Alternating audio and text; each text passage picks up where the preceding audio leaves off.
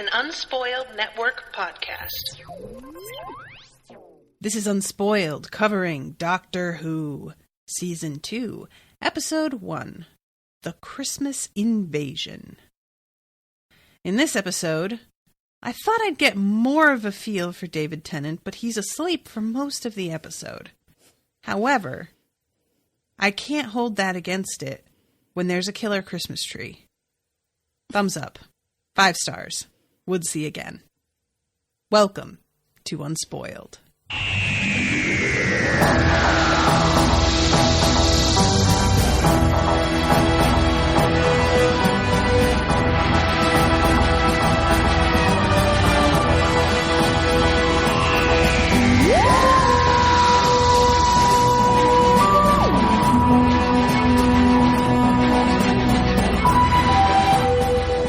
Welcome to the show, everybody. I am Natasha. And I am Jaime.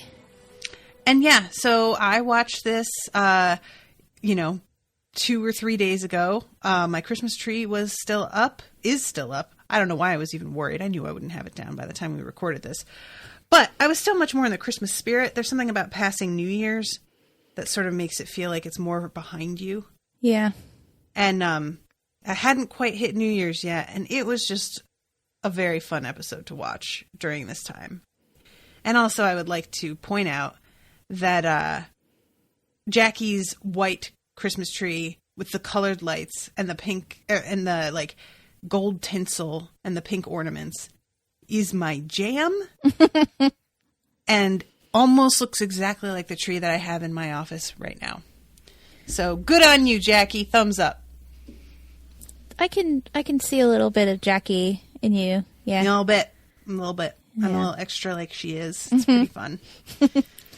We were watching this episode yesterday, and my boyfriend's thing with Doctor Who is very complicated. He really, really loved Eccleston and watched this season 2, but then quit. And I don't know. Maybe it's my love for David Tennant. He always makes this little squished up face when I'm like, it's David Tennant time! And, Stop! Tennant time! And he was watching it with me and was all I could tell, just playing a game on his phone. But then there was stuff with Jackie and he was like, I love her. She's great. And then he sort of paid more attention and got more into it once she was being very Jackie about stuff. Reminded him that there are things that he really enjoys about the show.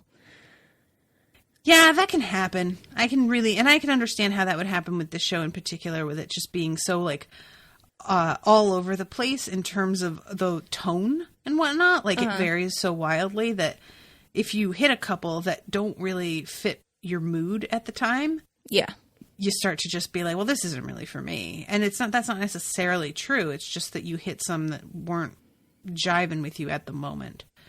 But yeah, so all right, let's talk about this episode, because Tennant, this is our establishing of not knowing who he is, him not knowing who he is. He's allegedly the same doctor and has the same memories and knows who everyone is and how to work the TARDIS and all that, but he apparently is going to have a different personality, potentially. Yeah. He needs to figure out who he is. It's almost like getting a new body also gives a new aspects of the personality. Right. Yeah, so he spends a lot of this episode out of commission, and then at the end sort of begins to establish who he is and gets his outfit sorted as well, which I think we all know is very important and key to the situation. Definitely. Yeah. And that is the outfit that I know because of how many Halloween parties I've been to where that is the costume that many, many, many, many people have worn. It's a good outfit. It's a good outfit. There's a scarf as well at some point, I guess. No, the scarf is the Fourth Doctor. Okay. He had there were some that had scarves and some didn't. So okay. Yeah, the Fourth Doctor had that very, very long stripy scarf. Gotcha. And that was very, like, emblematic of Doctor Who. The 10th Doctor, his suit with the tie, with his Converse and the trench coat, it's just such a great outfit. And it also fits him, not just physically fits him, but fits the character so well that it, I think, became as iconic as the scarf, which everybody knew. Yeah, the one of the parties I went to, I think it was in Philly, and I think Brendan was sick or something. So I was there with a friend of mine, and I think this dude was trying to hit on us, and he came up to us, and he didn't say anything. He just, like, pointed his little toy sonic screwdriver at us and said something in terms that neither of us knew what it was, because neither of us had ever seen Doctor Who. And I think he really expected that to sort of work. And we both just literally were like, I don't know what that is, and just walked away. And I think about that sometimes while I'm watching this, just like, oh, that guy was really misreading his audience there. I wish you could remember what he said. Yeah, I can't remember at all. And it was like a kind of a mumbled thing, because I got the impression that when he pulled out the screwdriver, he expected more of a reaction.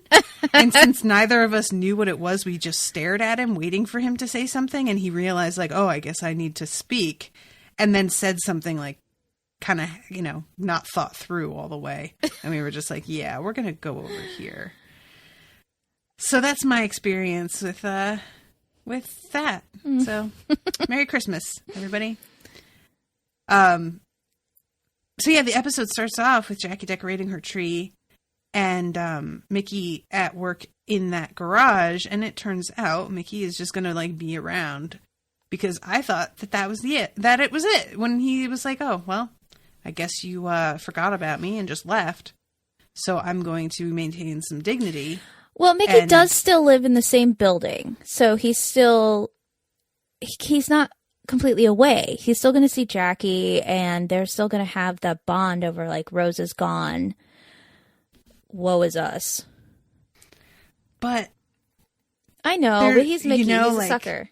I'm not mad about it, but I just never expected for him to, like, continue to be around and to still say shit like, you're never going to stay, are you? Dude, no, she's not. Have you not figured this out yet? Like, she literally said to you multiple times now that no, she is not going to stay. And you still keep acting like she hasn't been 100% clear every time you've asked. And as much as I like him, I'm getting very frustrated with him, and he needs to move on and find some people that he can, like, chill with, that when they see him react this way to a weird sound, they all sit on him and keep him from leaving the apartment, because he is an addict and he needs to be broken of his bad habit. He needs an intervention. He does. A Rose intervention. It's like Britta when she's got that phone and her ex-boyfriend, who's part of the carnival, is in town, the traveling carnival. It's a community reference, anybody who doesn't know what I'm talking about. But yeah, so I just keep being surprised that he is still such a big part of the show, because it'd be one thing if, like, we ran into him now and then. But he's been solidly in 2 episodes so far, since I thought he had, like, decided he was going to leave her to her devices. And I just never really thought that was going to be how it worked out. Yeah. But yeah, as you say, he's a sucker. So he does say to Rose when they're out shopping, that he goes around to have dinner with Jackie, like, every Sunday or something. Yeah. Which, again, that's weird. But if we look at the episode where Rose went to meet her dad, and we see that even as a little kid, Mickey was in this circle of people. He knew these people. I don't know. It's like family. You just don't abandon them because your heart's broken. Like, her heart's broken too because Rose keeps leaving. I don't know. He's a sucker. That's all it is. Like, you can try and justify it any bunch of ways you want, but, like, going and hanging out with your ex-girlfriend's mom every week, every single week, that's weird. And he needs to not do that. That's just not, like, there's very good friends of mine that I don't see as often as he sees Rose's mom. That's weird. But anyway, so the TARDIS crash lands. It's not doing super well. It really does some damage on its way in this time. And the Doctor tumbles out and is kind of incoherent and just manages to wish them Merry Christmas before he collapses on the ground and passes out. And then Rose comes out and is just like, what happened to him? And they're like, who the hell is this? And she says, it's the Doctor. Doctor Who? Oh, when she said that, I almost texted you right away and was like, she said it! I couldn't believe that I missed it that other time. When it was Eccleston and he goes to the Prime Minister's house, or no, it's the place in Wales, when he like tries to barge in and he says, tell her the Doctor's here, and the guy says Doctor Who, but I was quoting him and I said, well, what, Doctor what? And you were like, no, he says Doctor Who. And I was like, he did not. Completely missed it. So yeah, that's our first moments with him beyond just new teeth. And I didn't know what to think about, like, what exactly is going on with him. I'm still a little fuzzy on it. Like, is it just the regeneration that tires him out? Like, what? Yeah, well, basically he's being rebuilt. Like, everything in him has to come together. Okay. So he didn't die. This is the way the Time Lords, like, orchestrated it so they don't die. They just regenerate, right. But it's exhausting. They're basically, everything has to reform. Right, okay. So it takes energy, and that's what we see coming out of his mouth, is this energy is like working and it expels itself. And he really should have, I guess generally when they regenerate. Now, this was the first regeneration I had ever seen, so people can correct me. I don't know what it was like in the earlier seasons, but it seems that the Doctor needs time to just like sleep and let his body form. Right. Okay, so this will happen every time. Like, there's going to be like a down period where Rose is kind of defenseless because she doesn't even have her connection with the TARDIS when he's down, we find out, right? Well, I can't answer that question. That would be a spoiler. I'm just asking about the mechanics of it, that's all. The mechanics could be a spoiler. Yeah, that's fair. Owen blurted out something the other day that was like a quasi-spoiler, and I won't, like, it's really not a big deal, but he forgot where I was and said something about like his general personality, and I was like, well, I don't know, and he like stopped and realized and then tried to play it off, and I was like, you just kind of spoiled me, didn't you? And he's like, yeah, don't tell Jamie, but I will murder him. He is in the penalty box. He is a little bit like, I've noticed with Doctor Who, not just him, but a lot of people are very like laissez-faire about saying things because they're like, well, that's not really a spoiler. I'm like, yeah, but it is though. Right. It's hard to explain that, yes, it has been out there in the pop culture lexicon for decades. And this new series especially has been so incredibly popular that it's hard to miss things, for sure. But that doesn't mean you know what they're talking about. And now that you know a little bit, things will start to actually click. Yeah. And it makes it worse than if it were a year ago and somebody said something off the cuff, you would be like, my particular favorite is when somebody tries to be like, well, it's not that big a spoiler. It's just that. And then they proceed to spoil me in the trying to pretend that what they said just now was not a spoiler. And I'm like, you just made it so much worse now by trying to like justify yourself. Nope. Just shh. Stop it. Have you seen The Departed? No. Okay, well then I can't tell you my story. Never mind. I won't ruin The Departed for you like it was ruined for my boyfriend when he was out of the bar with some friends one night. Oh no. Ruined the entire ending for him. He was like, I haven't seen that.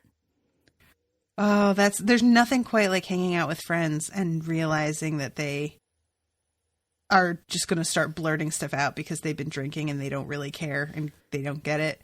That's how Brennan got spoiled on the Song of Ice and Fire thing. Yeah, wasn't it something about Arya? Yeah, he was like, I can't believe that she's dead. And they were like, what? She's not dead. And I just like looked at, I was like, are you fucking kidding me? I think I said that to him. I looked at him and just said, are you fucking kidding me right now? And he was like, oh, wait, but she's not, why would, and I'm just like, all right, you know what? You need to stop talking.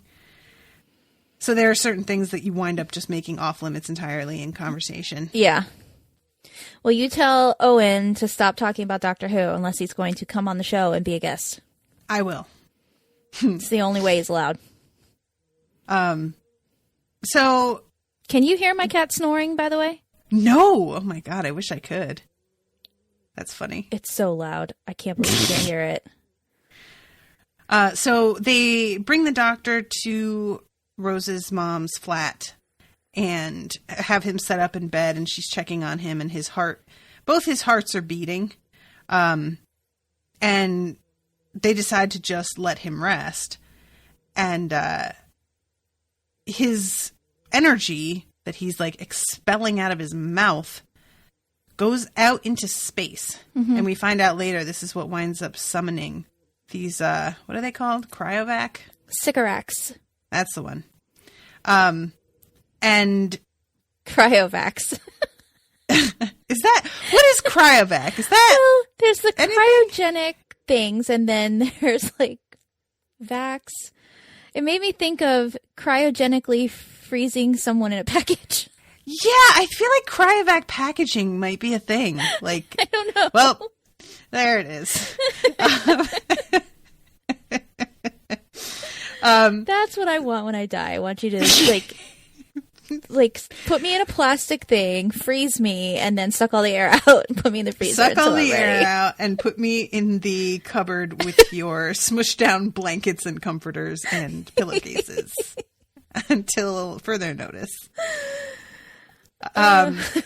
So while Rose is with her mom and with Mickey, she's flipping out because she doesn't know what's going on. She's not sure if he's going to make it. Like, it seemed like he regenerated and was okay for a second, and she thought everything was just fine, and now he is collapsing and not fine. Yeah. And also, she doesn't, like, know him yet, so she doesn't know how he's going to be and if he's going to still, like, want to be around her. She feels really betrayed, too, because he never told her this was something that could happen. Yeah. So, like, she's like, why didn't he tell me? I thought that I agree. We had something, and this is massive, and, like, I don't know. I don't know who this person is. Yep. Yeah, I really agree with her on that. And maybe we will get an explanation later, but I thought she would push the issue here a little bit at the end of the episode more, and she doesn't. He's just kind of like... It was a happy ending. I think they didn't want to ruin it with, like, well, now you need to explain why you betrayed me. Yeah, I guess that's true. But because, yeah, he's like, well, am I the doctor or what? And she says something like, no complaints here, or something like that. And I really wanted her to be like, yeah, well, I guess. Like, kind of like ungracious about it. Maybe she finds this new face very, very pleasing. Says Jaime, completely objectively. Says Jaime. Yep. It's not that his hair is fantastic. He says sexy and winks at her at one point, which shouldn't be a thing that anybody can do anymore. But he can. David Tennant can do anything he wants. I'm not gonna explore that sentence. And everybody say thank you to me. Okay, so she's talking to her mom, and her mom's in the middle of being like, I'm seeing this new guy. And she's like, what? And then immediately gets distracted by the Prime Minister, who is Harriet. What's her last name? Parker? Wait, Harriet Jones. Jones, there you go. My brain said Tubman, and I was like, it's not Tubman. What are you doing, brain? That would be a pretty interesting alternative Earth history. And Harriet yeah, Jones. so she has been elected by a landslide majority to the position of prime minister. Yep. And she's doing a pretty crackerjack job, as they say. A bang-up job. Which, honestly, if you say, like, you're doing a crackerjack job, doesn't that sound like it shouldn't be a good thing? It is. Like, it's a positive idiom. Mm-hmm. But when you say, like, well, where'd you get that? Out of the bottom of a crackerjack box? Like, that's a bad thing. So if you're saying a crackerjack job, I always, like, when I didn't know better, assumed that it was insulting. But it turns out no. Well, I never understood where'd you get that at the bottom of a Cracker Jack box, because that was always like the fun part about eating Cracker Jacks, was getting the prize out of it. Who cares? It's a $2 box of popcorn. I think that's what it's meant to be, right? It's like, well, clearly that ring cost you $2. It's cheap and shitty looking. I guess, but maybe Cracker Jacks, before they were a cheap treat, was something exotic. I'm not sure that's a thing. Maybe caramel corn at some point in British history or world history was like, ooh, fancy. God, caramel corn is the best, seriously. We got good. Some for Christmas, and I have recently started watching what I'm eating again, and I want some. And I probably should avoid it, because it's not the sort of thing that I can have like a serving size and be happy. I need the whole thing. I need to eat it until I'm sick. That's how that goes. It's pretty much how I am about popcorn in general. Same. Yeah. It's one of my favorite snacks. When people say you look like a snack, I'm like, hopefully popcorn. Hopefully that's what I look like. Hopefully I'm all lumpy and weird like popcorn. You're very pale and full of strange bumps and contusions. Why are you dripping? Oh, that's just the butter. Oh, gross. So, yeah, she, was recalling to her mom that I stopped World War III with her. Then we have a little scene of her going out with Mickey and them trying to just enjoy it being Christmas as he chooses something for her mother's Christmas present. And this is the first attack, which comes from the best, creepiest Santas. Mm-hmm. I want these Santas to be like something that I can go and buy at Christmas time. They're weird painted metal faces. Yeah. I love it. It's my jam. They're long coats. They're fucking trumpets. The whole thing is very, very like spooky in a way that I feel that Christmas often is. Christmas can be a little freaky. And this is the aesthetic that I dig a lot of the time. Well, you're very into that, like A Christmas Carol. Yeah. Ghosts at Christmas thing. Christmas Carol is my jam. Yeah. And this, like, creepy Christmas, I can see how you would be like, yeah, cool, weirdo Santas. So weird. They're like, I don't know who designed the masks that they're wearing, but all of the features being like edged, like having definite edges and looking like it's been assembled from different pieces. And, like nobody ever stops to ask, why exactly are the aliens that are trying to infiltrate this planet, why are they attacking in this manner? Why do they need to be dressed like Santa Clauses? Why do they need to have killer Christmas trees? It doesn't make any sense. I don't care. I love it. I love these Santas, and I love that fucking Christmas tree that starts to play a really sinister jingle bells as it spins like a fucking top and heads at them, slicing up everything in its path. This is all I ever wanted. It's my favorite thing. All I could think was, man, it is destroying her apartment. It really is. Like, this is some... I mean, what... Now that we know aliens exist, can she put this on her insurance? Is this something that's allowed now? Because, like, I had actually assumed, there's this whole part of this episode where news around the world is like, oh, now we really know aliens exist.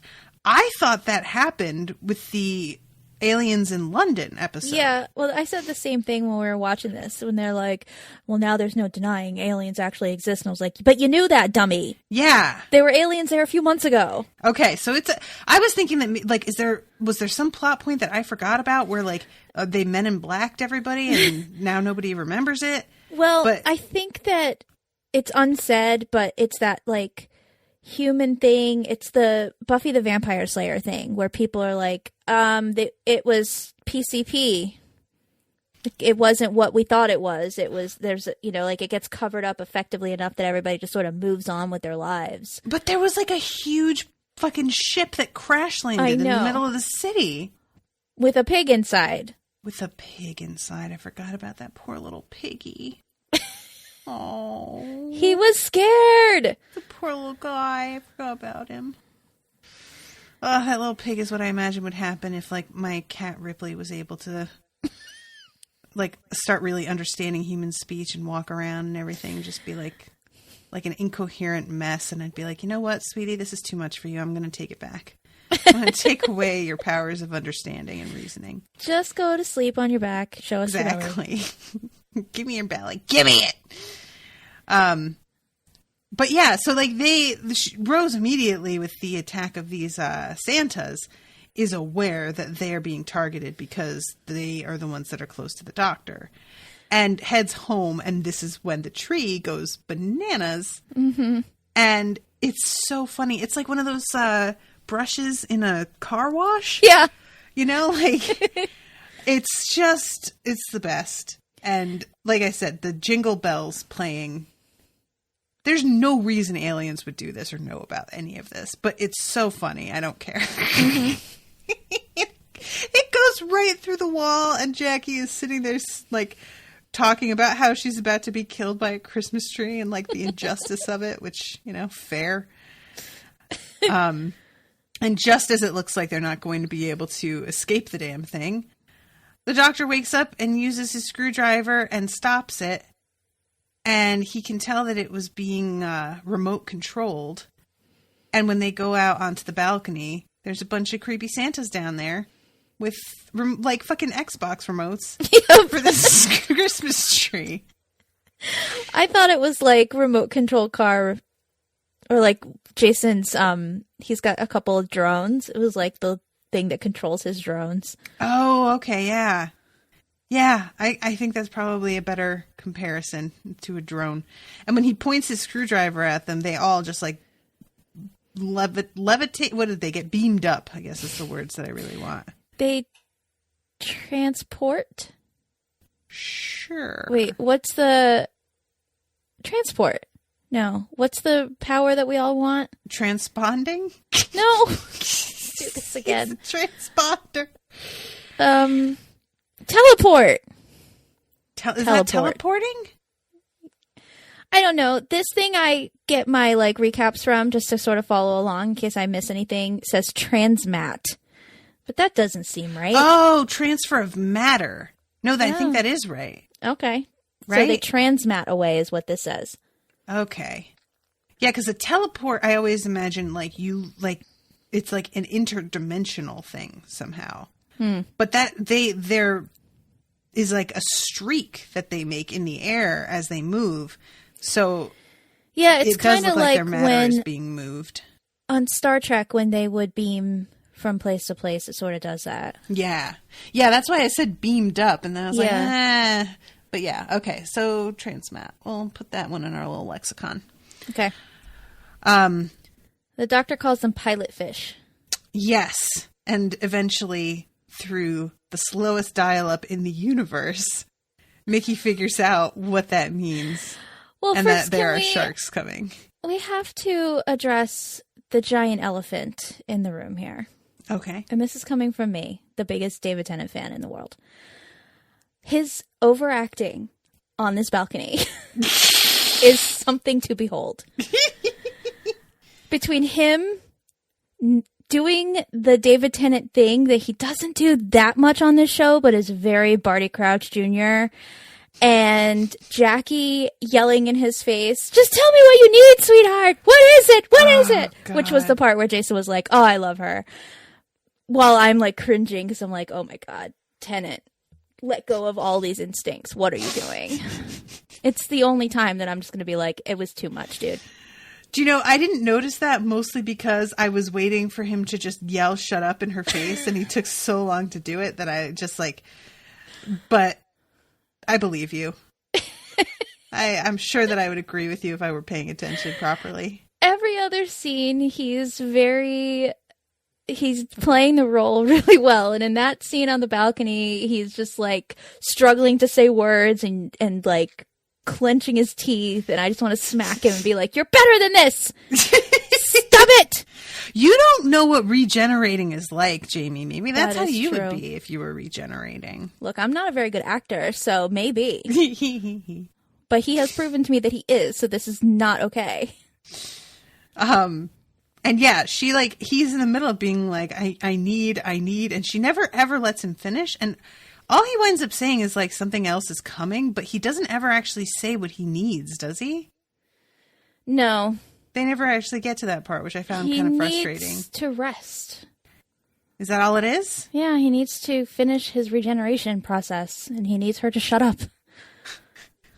He obviously needs a cup of soup and a nice little ham sandwich. Well, what he needed was some tea, as we learn. Oh, is that what it was? Mm-hmm. Okay, that makes more sense. And listen, nice I can really tea. sympathize with that. All right, just a quick aside here.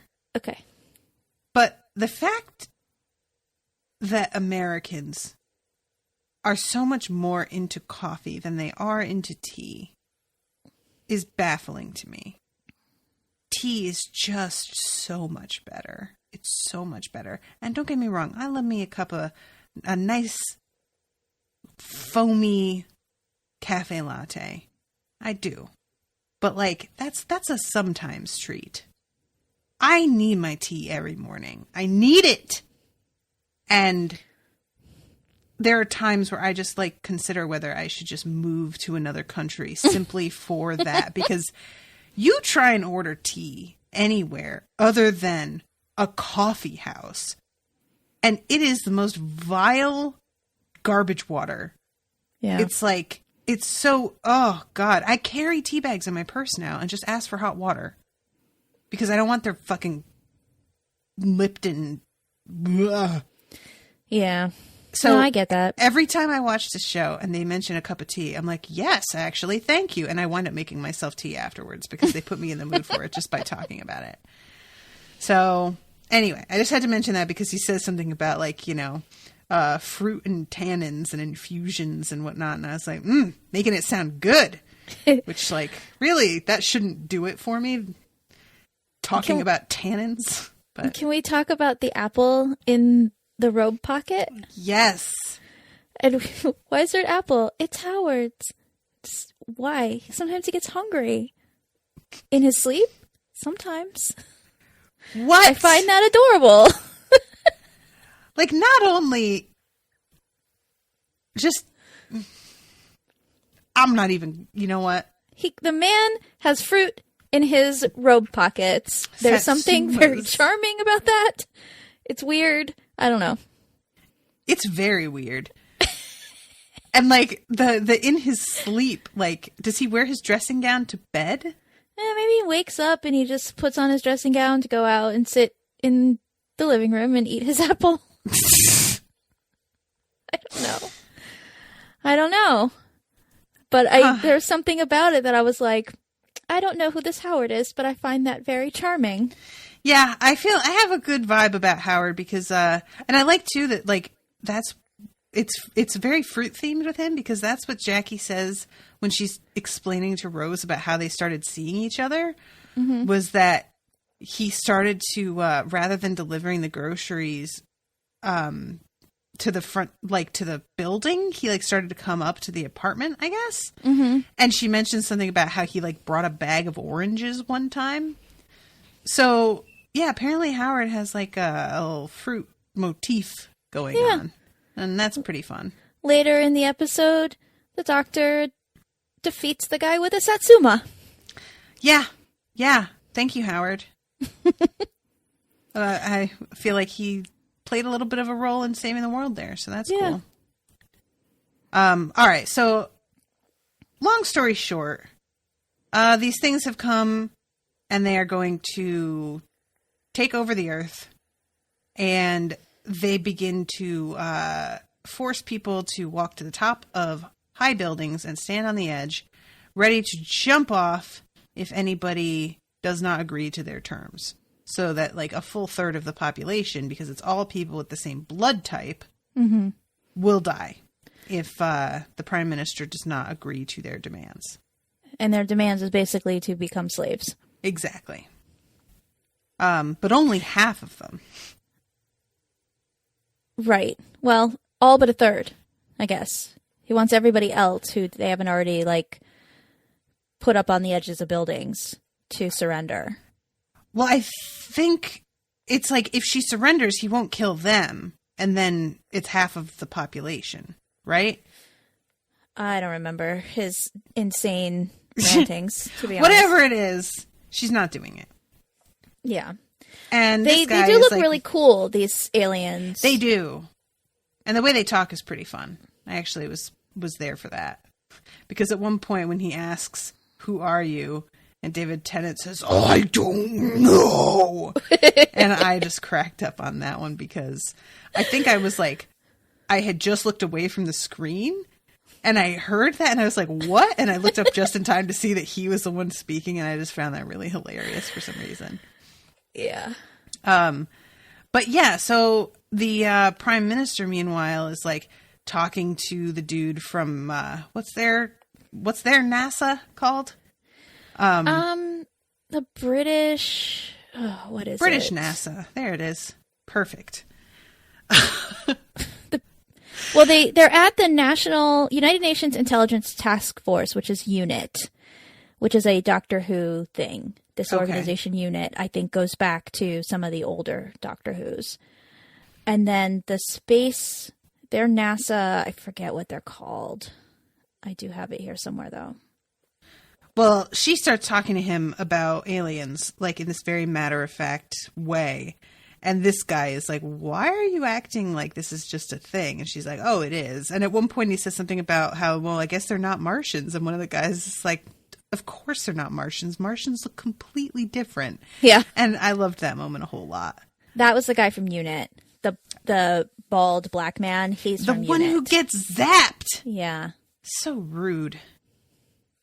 And yeah, she enters into talks with the leader of the cryovacs, and he is trying to bully her into agreeing to his terms when something begins to happen. The machinery of the TARDIS begins to whir, and he starts freaking out, saying that they have been holding back and demanding that they bring this foreign machinery on board, yada, yada, yada. And it turns out that this is all working because of something that Mickey and Rose did while they were panicking and running. Well, Mickey and Rose brought the Doctor and Jackie to the TARDIS. Jackie left to go get food. Right. And the Doctor still passed out. But the TARDIS isn't really working. It's not responding to her the way that it had before. Not that it responded to her very well in the past either. Right. But there's a screen and they're wondering if they can try to see what's happening or get any information off of it. And I guess by getting this screen to start doing its thing, the Sycorax can detect that there's some alien tech down there. Right. And so they beam them up. Right. TARDIS and everything. And Rose takes over in this conversation. Unsuccessfully. What is it that she's hilariously quoting? She is just listing off the names of aliens that she's come in contact with and trying to make it sound all like an official document. Oh, bless the her. Shadow Proclamations, something like, not Category 15. Article 15? Something like that. Article 15 of the, oh God, I can't even try to say what the Slytherins planet was. That one, when I saw that pop up, I was like, wow. And then she says it so quick. Yeah. I was like, all right, good on you, girl. And then she's like, oh, and the Daleks. Yep. Yeah, I love how they're just like watching her in bemusement as she's talking. And they eventually do burst out laughing. But there is like a moment of them just being like, is she just saying whatever? Like, you know, we're not sure yet how it's going to work out for her. But in retrospect, you can imagine how nuts this must have sounded to them. Yeah. It's just like somebody being like, well, the Department of Russia agreed that Ghana's articles of, and just fucking quoting various different countries and peoples with no like understanding of any kind. It's really hilarious. It's like if an alien tried to say to us that they had this like a agreement in place and they were just using random names of places here, we'd be like, okay. Yeah, buddy. Thanks. Sure. But in the middle of him like ranting at her about how what she's saying is nonsense and did you really think that was going to work, he starts to speak English. And I love he's in the middle of saying like, I would never soil my tongue with your language. And everybody else is like, no, yeah, you're definitely speaking English. And he's like, what? And it turns out that the TARDIS is translating shit again. Yep. Which means that our old Doc is back in fighting shape. Yep. And he comes out and decides that he's going to, first of all, press the giant button. Which it turns out that they're using blood control, which is like hypnosis, except that like everybody was under the impression that they could force all of these people to jump off the edge of the building. But like hypnosis, you can't make people do something that's going to hurt them. Right. So it would never actually have worked. So he pushes the button and everybody steps back and kind of wakes up and breaks out of it. And so he's calling their bluff. Mm-hmm. And then engages in single combat with swords. Yep. With this guy. Which, all right. I guess. Why not? Sure. Before he gets to that, he is disappointed that he's not Ginger. There's that, yes. And yeah, the way that she says, you're just sort of brown. I was like, ouch, Rose. No need to say it like that. We can't all be bottle blondes. Yeah, I'll go there. I don't think she'd deny it. And then he also is giving this speech and he's like, nope, wait, that's the Lion King. Oh my God. As he was saying, like at first when he says blinking step into the sun, and I was like, that's interesting. And then as he continued, I was like, no, that's definitely. And then he stops himself. I was like, yeah, that's a pretty solid joke, actually. And he's still in his dressing gown the whole time. Howard's dressing gown, I should say. Yep. Throughout this fight. So that's pretty amusing. At one point, the cryovac man cuts his hand off. Yep. And he's like, yeah, well, you know, I mean, for some people that might be a problem. And then just grows it back because he's still like generating. He's still regenerating. Yeah. So his body can just do that. He's still in the first 15 hours. Right. And then he eventually beats the guy and forces him to agree on the blood of his people that he will not come back to Earth and threaten it again for the rest of time. And let this be a warning to all of you that Earth is defended. Mm-hmm. And the way he says that line is pretty good. It's a pretty good delivery. I liked it. But as he's walking away, homie decides that he's going to get up and try again while the doctor's back is turned. And that's when the doctor throws his Satsuma and says, no second chances. And it opens up a thingy that drops the guy off the edge of the cliff. Yeah. that they are on. Or the edge of the ship, I guess. It looks like a cliff. Yeah. The whole ship looks like a big piece of rock that learned how to fly. Yeah, it's like a floating mountain or something. I actually really appreciated that design. Like, not all ships are going to look like fancy, shiny metal spaceships. Like, why wouldn't some look like a giant piece of rock? It's from space. Why not? And you might need, like, you know, to blend in. And how better to do that than to look like you're just part of the scenery. I thought that was really creative. Yeah. Yeah, so they are in the middle of leaving, and we've heard the Prime Minister lady mention Torchwood a couple of times. Yep. Which you have been very annoyed that people have been mentioning it to me at all.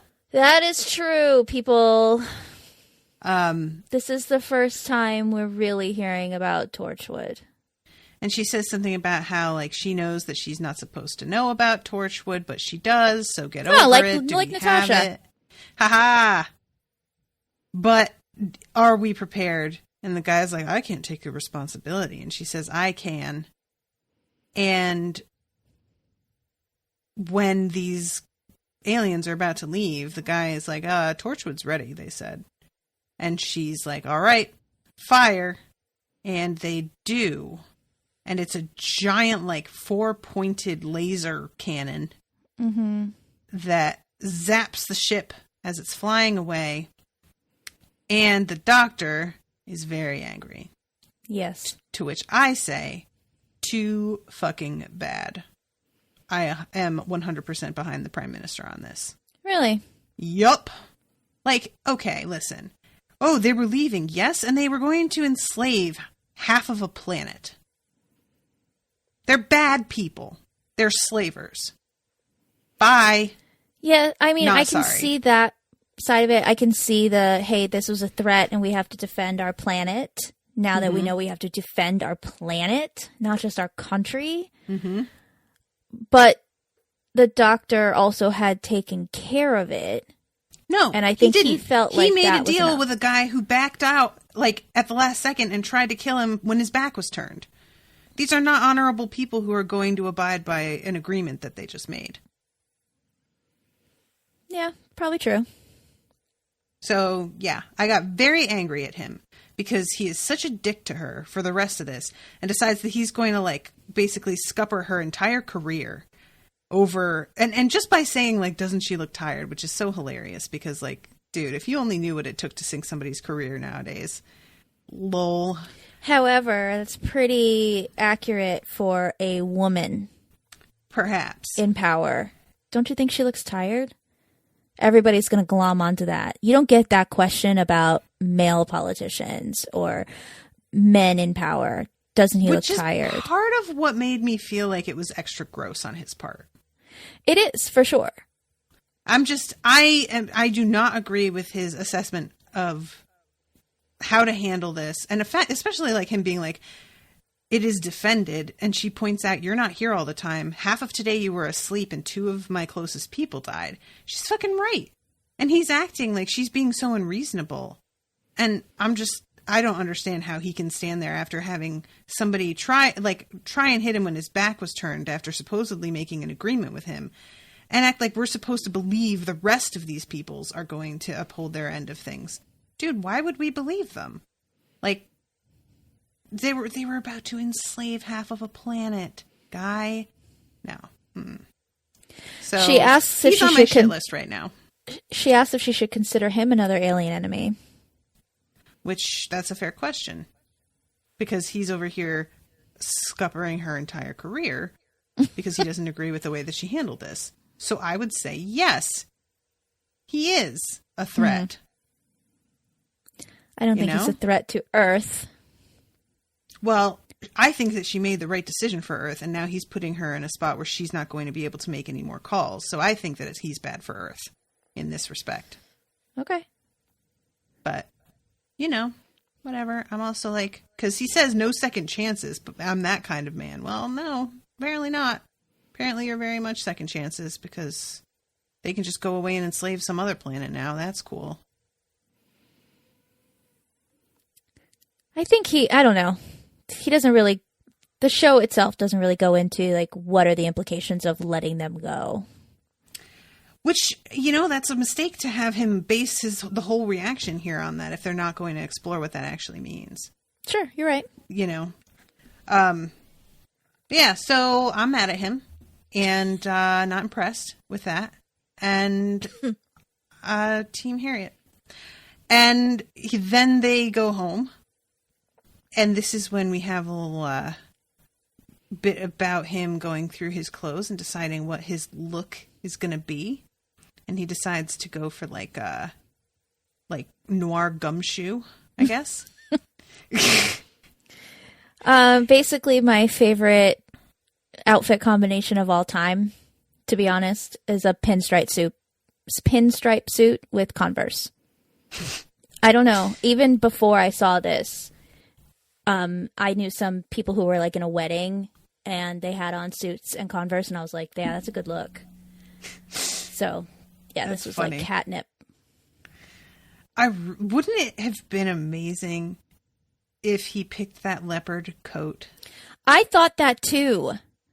Like, please put on the leopard print coat. I just want, if we get a bunch of like regenerations of different doctors, I just kind of want one of them to have really absurd fashion sense that is like distracting throughout the episode and something that gets brought up by multiple people who meet them. And, you know, everybody's so impressed by the doctor until they like, you know, see this fucking leopard coat that's something their auntie would have worn in like 2002. Or I would have worn in 1997. There you go. Which I did. I had a leopard print coat. Leopard print coat. I wish that I had more leopard stuff. Owen hates animal prints in general. Like, he's wrong. The kind of hate where he doesn't even like to look at it because he detests how it looks so much, which I have that reaction to some things as well, but I find it really funny that that's what it is for him. Now I just like accents. Like I have a pair of leopard print flats or, you know, a belt or the collar on a shirt or something like that. But yeah, I think it was like 97, 98, I had a like pea coat, but it was leopard print, like furry.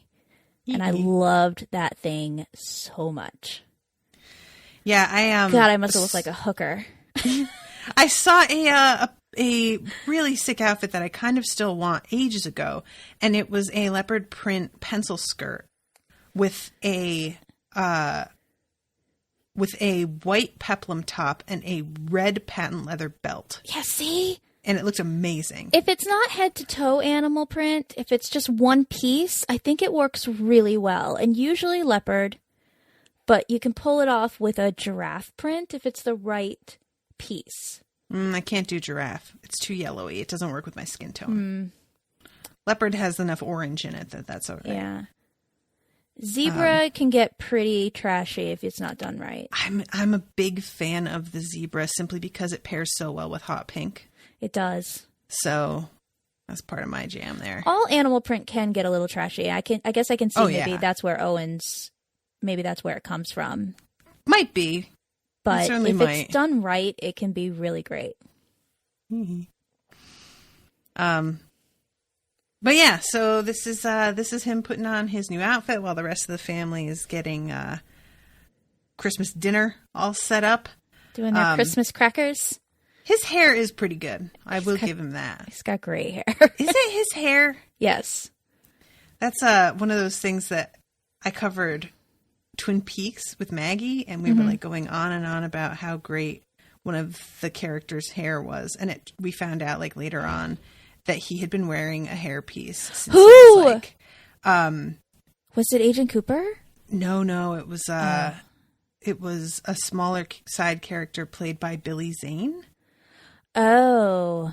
And apparently he's worn a hairpiece since he was like 19. Like he started to lose his hair really, really young. Yeah, he just does the bald thing now. But yeah, back in the day, he definitely tried to pretend. Yeah. And so Maggie and I at first were like, wow, his hair looks really good. And then I like looked into it and found out. I don't even know why I looked into it too. But I think it was because I was looking up images because in Twin Peaks, he looks so much like fucking the dude from Anastasia. And John I Cusack? was, what? No, like the cartoon character in Anastasia. And I think that I was like looking up images of him just because I found that to be such a great comparison. And when I looked up images of him and was like Twin Peaks and whatnot, there was a comment about like, oh yes, and his wig. And I was like, excuse me. I don't think I realized it was a wig. Like even in Titanic, I don't think I knew he was wearing an actual wig. Yeah, I think I don't know where you draw the line between what's a wig and what's just a hair piece. But whatever it was like the whole front half of his head. Well, this is definitely David Tennant's hair. Well, that's just not really fair, is it? He's very blessed in that respect. He's got good hair. He's still like, no matter what he does with it, it always looks pretty good. I'm sorry. I love him so much, you guys. I can't. I'm like a Heart Eyes cartoon. Yeah, so they're all doing their Christmas crackers and their little crowns and whatnot. And they get a call that somebody is like, hey, look outside. And they go out there and there is what looks like snow falling and comets shooting across the sky. And it turns out that these are pieces of debris and ash from the ship that got broken apart and zapped. Yeah. It's a little less picturesque once you know that. But, you know, still weirdly beautiful in its way.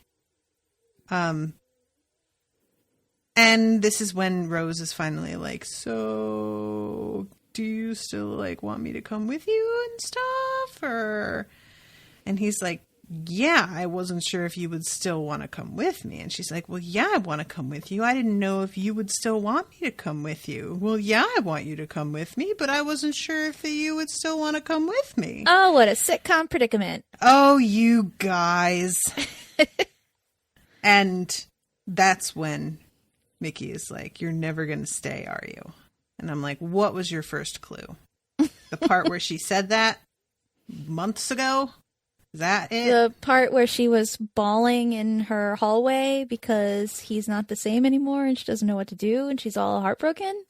And Mickey's like, you really love him, don't you? And she turns and like hugs Mickey. Yeah. Listen, I'm not a fan of the term the friend zone because it's trash, but there really is a moment there where it's like, you know, this is your ex-boyfriend and you're crying into his arms about another guy, right? Like, yeah.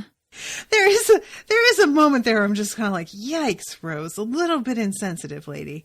But to Mickey's credit, he, you know, just tries to be supportive in that moment and not get angry over it, which I'm not entirely sure I could say I would do. Yeah. I feel like I'd be too bitter. And so she and the doctor pick a place in the sky to head towards. Mm-hmm. And the doctor says that it's going to be fantastic. Fantastic. Yeah. So yeah, that's it. That's the end of the episode.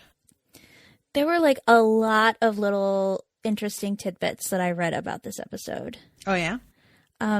One is that David Tennant is credited as the Doctor as opposed to Christopher Eccleston, who was credited as Doctor Who, and that the change in credit was done at Tennant's request, which is interesting. This also happened with Peter Davidson, who was, I think the 8th Doctor. He wanted, his first episode was going to be the first time he was billed as the Doctor, and he wanted to be billed as the Doctor and not Doctor Who. So I don't know if you guys could tell me if in the past they always, like, he was always credited as Doctor Who, or if the Doctor was something that came up in other credits too. I guess I could look on IMDb, but I'm not gonna. Just gonna be honest. That's my favorite. Listen, I could research this myself, but no. Earn your keep, listeners. Right. Just before the opening credit sequence, Jackie says the line, Doctor Who, continuing a long-running in-joke. Lol. The 10th Doctor speaks with an accent similar to Rose's, but unlike the 9th Doctor's northern accent. And in a radio interview, David Tennant explained that there was going to be a line of dialogue that explained that this new Doctor Regeneration had imprinted on Rose's accent like a chick hatching from an egg. Oh my God. But that line was deleted. That's too bad. I think that's pretty fun. One of the outfits that the Doctor looks at in his closet was a costume that David Tennant wore in his role as Casanova in a television miniseries. Oh God. And also in that closet are pieces of clothing and like canes and umbrellas and all kinds of things that were previously worn by other doctors and companions. I kind of wondered if that was a thing. Yeah, okay. Yeah, I wondered it too, and I'm not as versed in the old Doctors as the new. Like, I would have recognized the Fourth Doctor's scarf because it's just so iconic for this show, and I knew what that was before I even knew what Doctor Who was. But all the other things that they listed, I was like, shrug. But I believe you. Rose mentions the Slitheen, the Gelth, the Mighty Jaggerfess, and the Daleks. Right. And this is the first time we've seen any room in the TARDIS other than the console room on screen.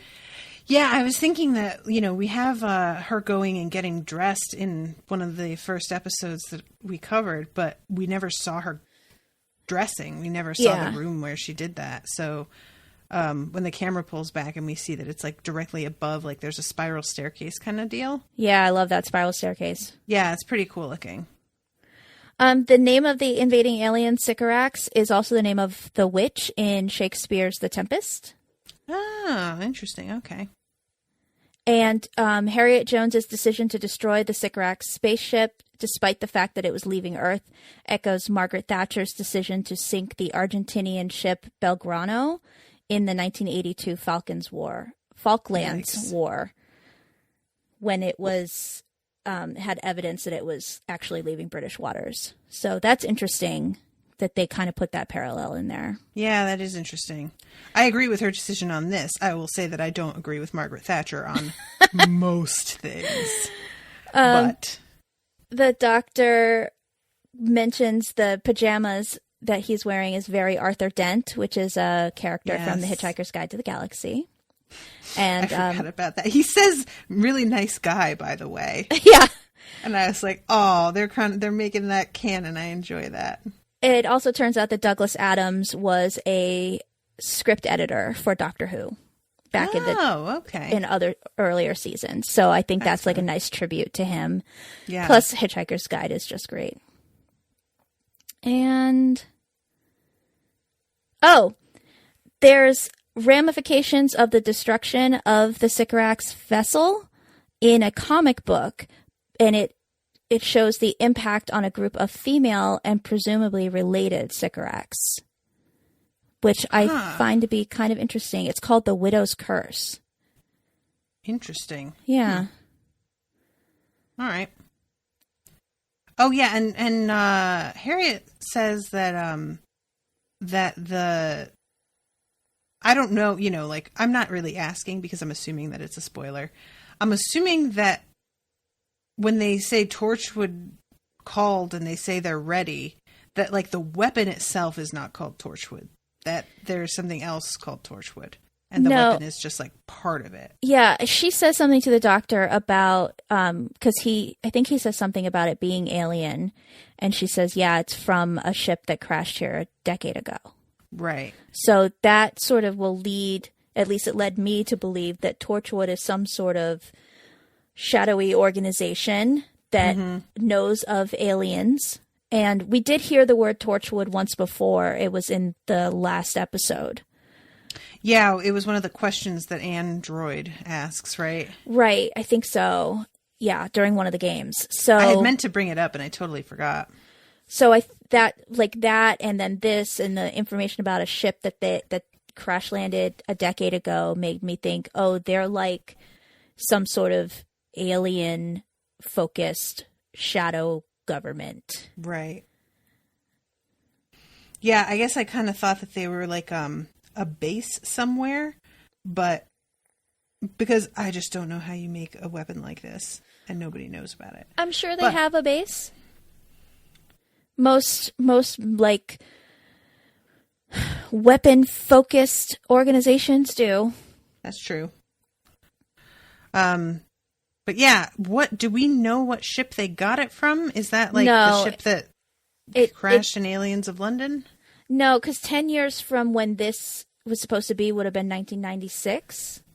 Okay. So no, we don't have any. I didn't see any information about what ship it's supposed to be.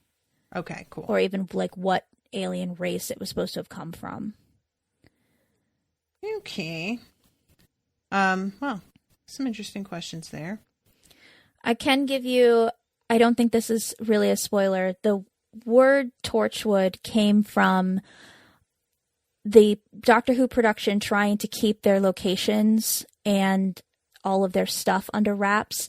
Torchwood is an anagram for Doctor Who. So it was what they were using when they were out filming, and then they incorporated that word into the show. Yeah. I like that. It's always nice when an anagram actually turns out to sound cool. Yeah. Instead of it being like, what is I am Tom Riddle, Tom Marvolo Voldemort, or Tom Marvolo Riddle is I am Lord Voldemort. Right. And there's another one where there's like a cartoon that he tries to do the anagram and it says Tom Harvo, a dildo lover or something like that. And Voldemort stops and goes, no, wait, shit, hold on. I just love that. Because, I feel like that's more often what happens is that with my childish, juvenile brain, the words that become most apparent to me when I do anagrams are often like curse words and penis and, swears and, just fucking childish shit. Well, TARDIS is an anagram. It's time and relative dimension in space. Oh, okay. But wait, that's an acronym. Acronym, yeah, right. But like an anagram is using all of those same... No, I knew I had the wrong word. I was like, anagram's not right. And my brain was like, I don't know what the other word is right now. Yes, it's an acronym. Okay. Sorry, guys. I'm thinking about Chandler Bing and how they have like the yearly weenus, which is like the week ending something report. Like, yeah. Net usage. What's that? Week ending net usage something. That's and then there's another one that is anus. Oh, God. It's so great. I love it. It's so stupid, but it's so funny to me. Yep. All right. So do we have any new reviews or anything that you wanted to mention? We do. We've got 4 reviews. Hey. 2 of them were older, but we kind of ran out of time last time. Okay. So the first one is fantastic, 5 stars by NBKAR from the US. If you love Doctor Who and would like to experience what it's like watching it for the first time all over again, or watching it for the first time yourself and don't want any spoilers, this is a podcast for you. Jaime does a wonderful job guiding Natasha through this wonderful world without giving anything away. Thank you, ladies, for providing a hilarious outlet for us Whovians who can't get enough of the show. Yay. Then from Alex D. Irwin from the U.S., Alex! we have exterminate your free time because you won't stop listening.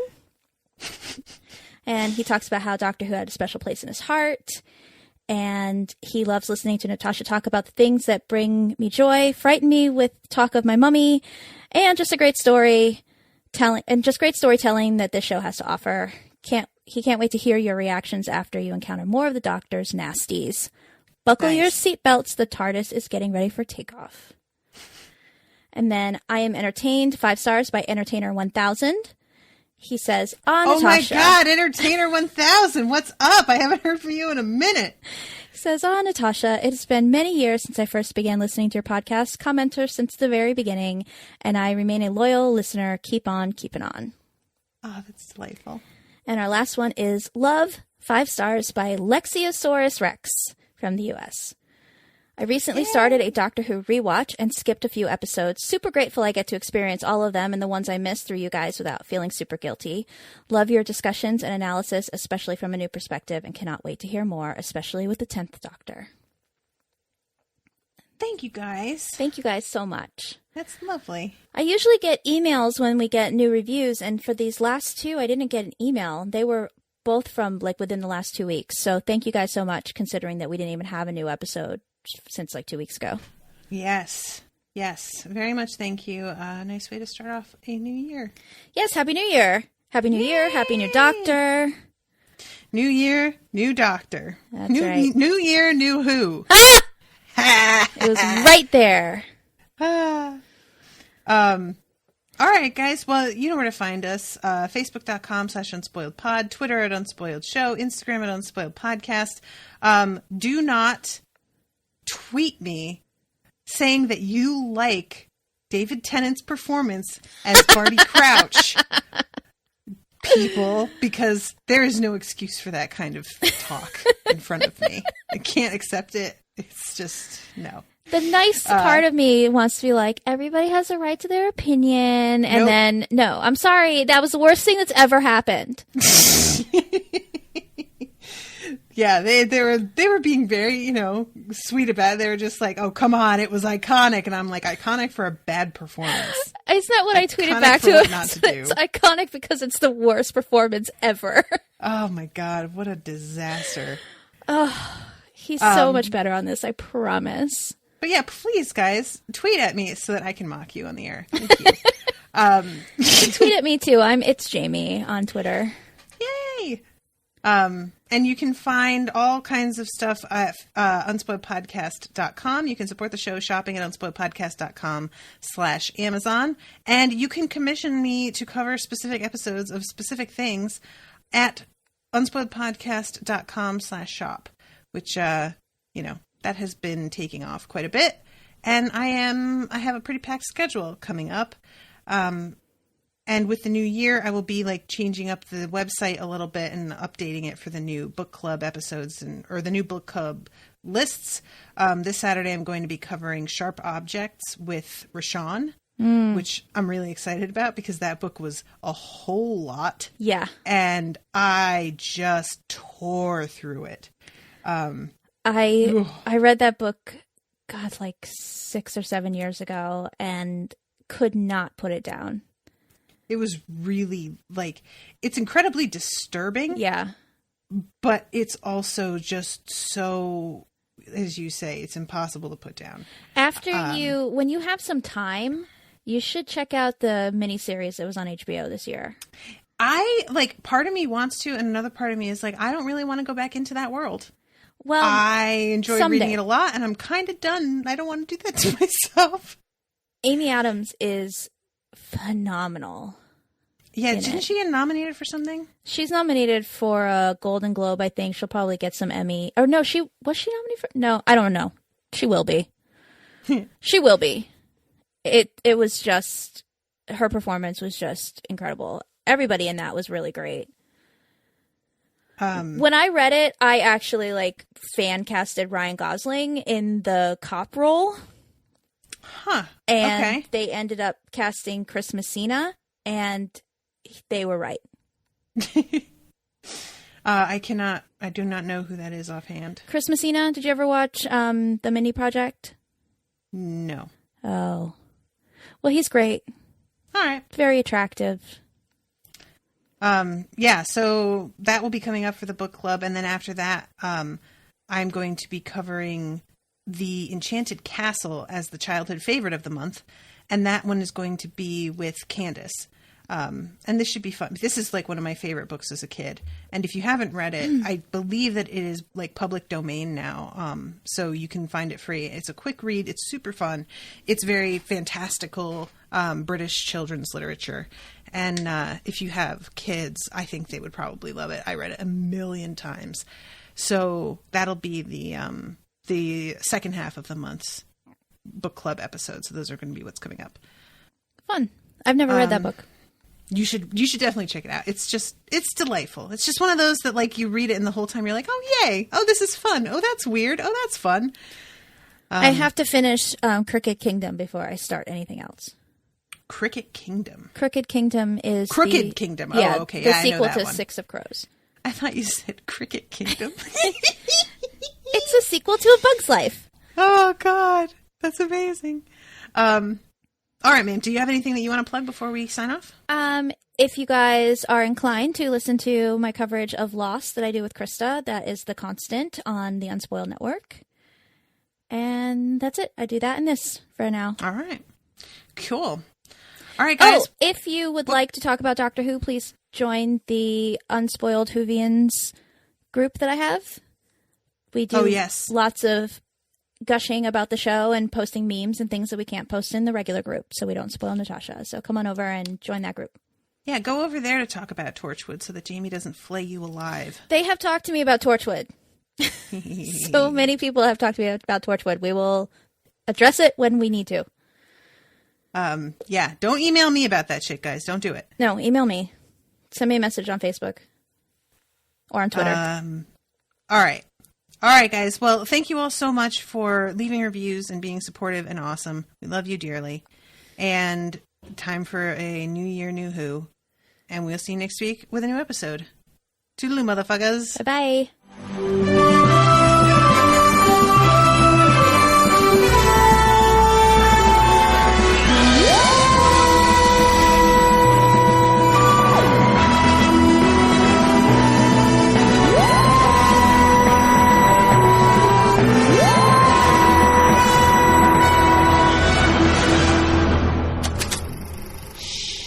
That was an Unspoiled Network podcast.